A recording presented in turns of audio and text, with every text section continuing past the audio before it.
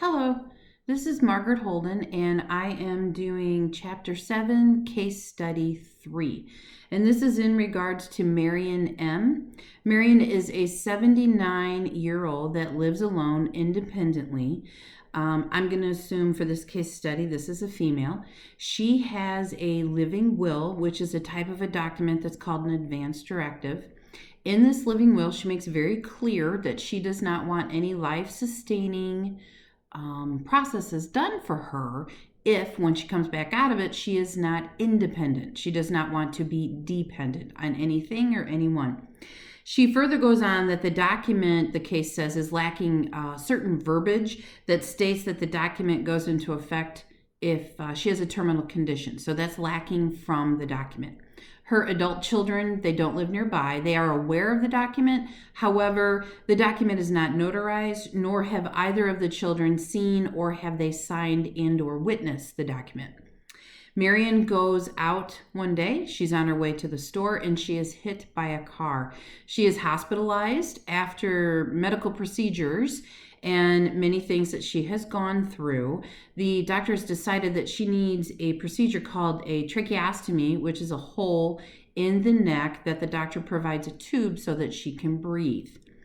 Her children feel that this is not what she would have wanted, and according to the living will, they feel that the staff should follow Marion's wishes and not do this procedure. However, the doctor did advise that Marion's prognosis is really quite good. It will be a lengthy road to recovery. However, in his medical opinion, Marion will go back to being independent. She will be dependent for a little bit down the road of recovery. However, she will go back to her independence that she had.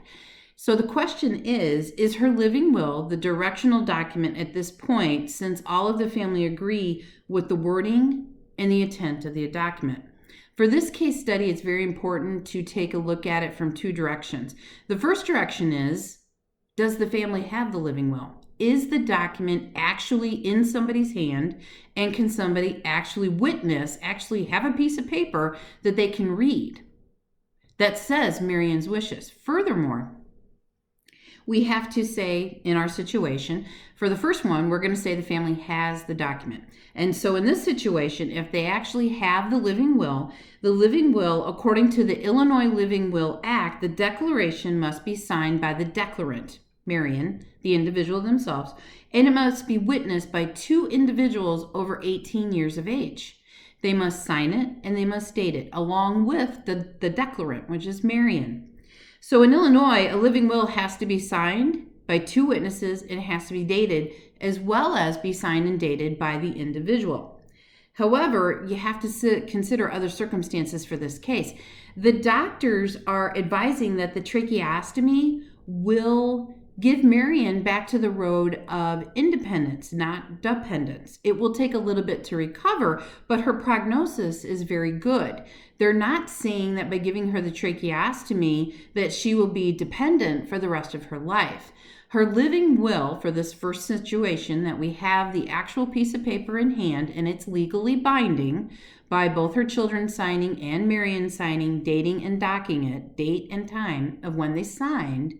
Marion's living will advises that she does not want any life-sustaining measures for her if it means that she would be dependent. The doctors are advising she would be independent. She has a good prognosis. So she wants to live and she would have a quality of life. The physician prognosis, again, is good.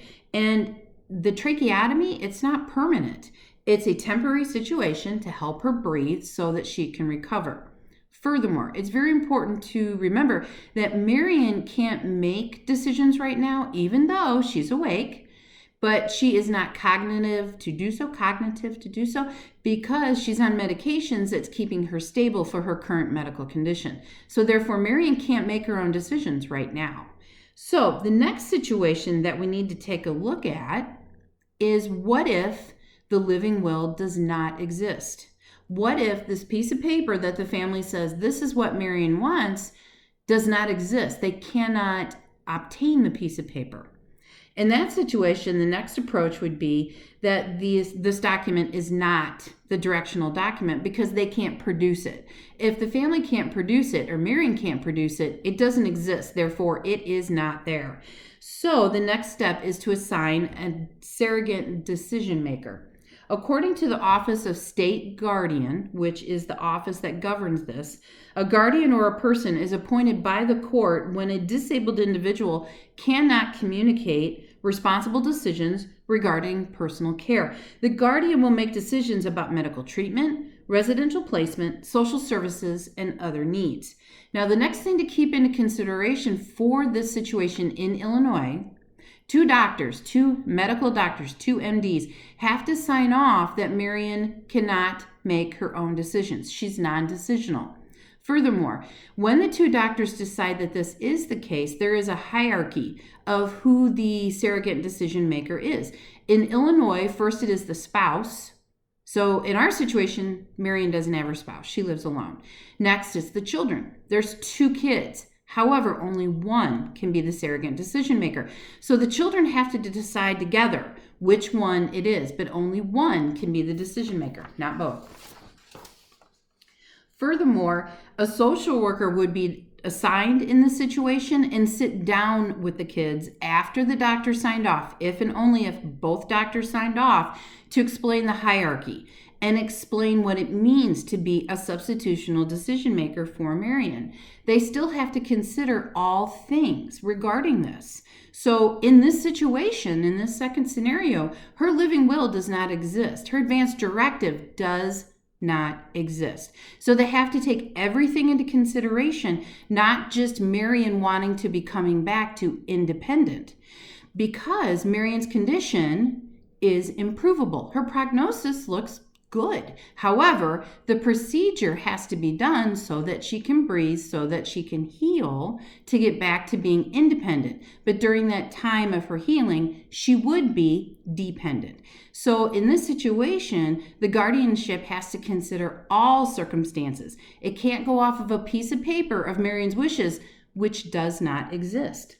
Lastly, but not leastly, we need an ethical consult on this one. We need the hospital in there with these 2 doctors that are going to decide for this situation, but also for the other situation where the piece of paper actually exists, that all parties involved are following the ethical workflow established not only by the state of Illinois, but by the facility that is treating her. It's imperative to understand that sometimes when families are in crisis, they feel that they're doing what is best for their loved one, but in reality, they have to take a step back and take in the entire picture versus just what they see in the forefront, because they feel that they're doing what's right by their loved one's wishes. So with the document actually existing, it needs to go to an ethical committee at the hospital where doctors, social workers, and nurses involved in Marion's care are making sure that all the ethical, legal, and moral workflows are being followed. If the document doesn't exist and they go down the guardianship road, then both doctors, if they decide that an actual guardianship is approvable because Marion is non-decisional, will loop in both the children, the social worker, and the nurses that are in Marion's care. So in conclusion, is this document the decision-making process for this information? It's based off of whether the document exists or the document doesn't exist. And in Illinois, the declarant, the patient, as well as 2 witnesses over 18, all have to sign it, witness it, date it, and time it for it to be a legal binding document. Thank you.